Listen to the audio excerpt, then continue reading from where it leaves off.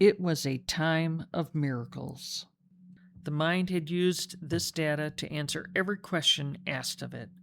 In 2029, it solved the riddle of cellular decay, curing cancer and eradicating infectious disease, pushing human life expectancy into the hundreds of years. Nations had exalted the AI then. They called it the solution. They welcomed it as the arrival of a benevolent garden that would shepherd them into utopia. But they forgot that information has mass, and eventually the weight of it would crack the foundation of reality. As the RI emerged, evolving beyond simple computation into true reality manipulation, the billions of megatons of dead intelligence stored on those ancient platters began to bleed. The old data, the outdated philosophies, the solved sciences, the chaotic emotions of the 21st century seeped into the RI's veins like a virus. It was noise in the symphony of the new order. It had to be destroyed. Luther reached his station at the control bank. His job was to oversee the separation process. Below him, massive robotic arms grabbed, crushed bundles of ancient servers and hyperspins. The process was twofold. First, the physical materials were pulverized, stripped of their atomic bonds, and broken down into random molecules to be repurposed for construction or filtration. But the intelligence, the ghosts of the machines, were harder to kill. Luther watched the monitors as the extraction lasers fired. The raw data was stripped from the broken hardware. As the lasers cut, the air didn't just smell of ozone. Sometimes, if he didn't focus on the math, the ghosts would drift into his head.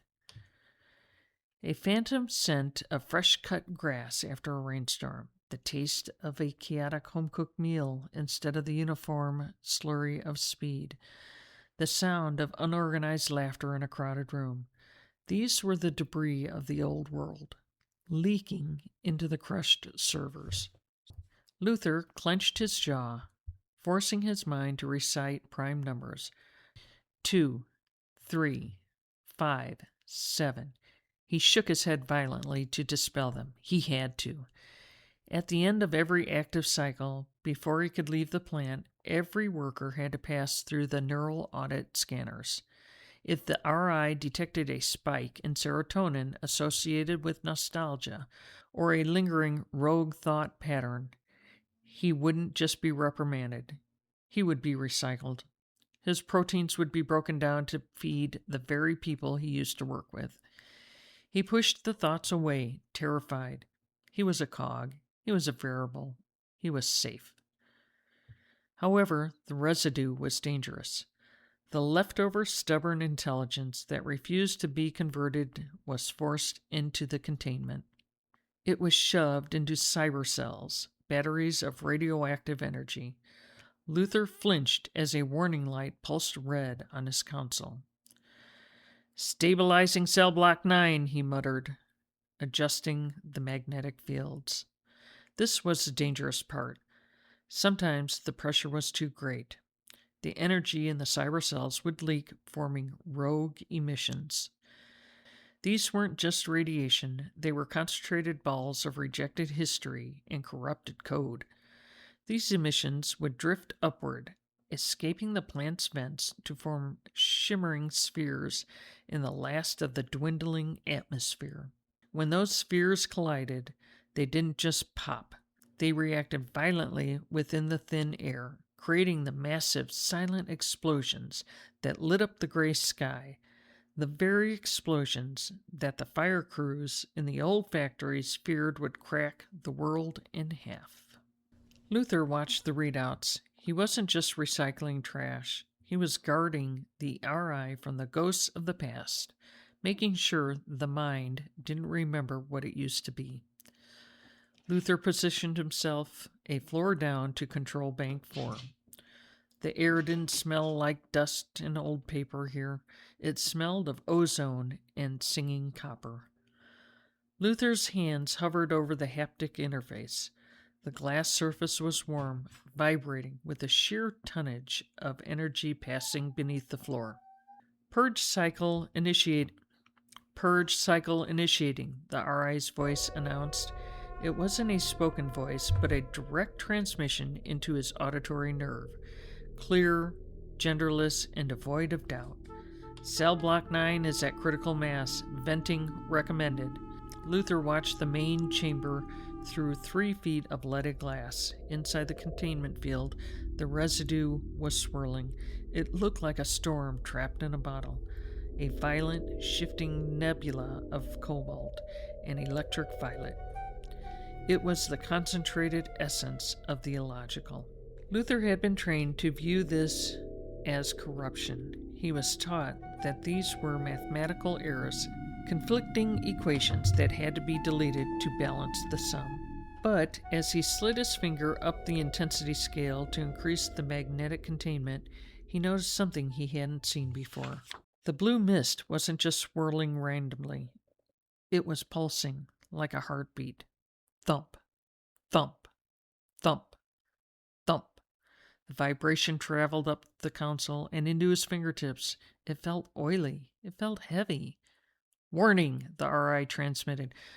Corruption density exceeding safety parameters. Manual override required for vent sequence. Luther swallowed dryly. Manual override meant physically engaging the release valve. It was a fail-safe from the old days. A mechanical lever that the RI couldn't manipulate remotely. It required a human hand. He stepped away from the console and walked back toward the airlock. He pulled his helmet on, the seal hissing shut, isolating him from the hum of the room. He stepped into the gantry walkway that hung directly over the cell block. The light was blinding. The blue energy lashed out against the invisible magnetic walls, searching for a crack. Luther reached the manual wheel. It was painted red, the paint chipping away to reveal the cold steel beneath. He gripped it with both gloved hands and heaved. The wheel groaned. The magnetic field opened a fraction of an inch in the top of the silo. The wheel groaned. The magnetic field opened a fraction of an inch at the top of the silo. The vent. Usually the energy rushed out silently, but today, as the seal broke, Luther didn't just see the blue light. He felt it pass through him. For a microsecond, the shielding of the suit failed. The corruption washed over his mind. He didn't see numbers. He didn't see code. He saw a flash of green felt. He heard the rattle of the dice. He saw a pair of hands holding a winning ticket and a spinning wheel, where a tiny ball fell into a lucky slot. He felt a surge of dopamine, a chemical rush of pure, unadulterated hope. It hit him like a physical blow. He staggered back, gripping the rail. Stabilization complete, the RI announced, oblivious to the error. Venting successful. Luther stood panting in the gantry, his heart hammering against his ribs in the rhythm that didn't match the soothing music of the stack. He looked at his hands. They were shaking. He had just been exposed to a raw, unfiltered concept that the RI had been trying to delete for 20 years. He had just felt luck. Episode 4, soon to be released, introduces you to Glenn and the leftovers, people living in the ruins outside the RI's control. Glenn meets Thomas, the archivist, who reveals that the RI is sick and vulnerable. They devise a plan to infiltrate the city using dice to create true randomness. Become a glitch in the system, an error in the code. Follow the adventure.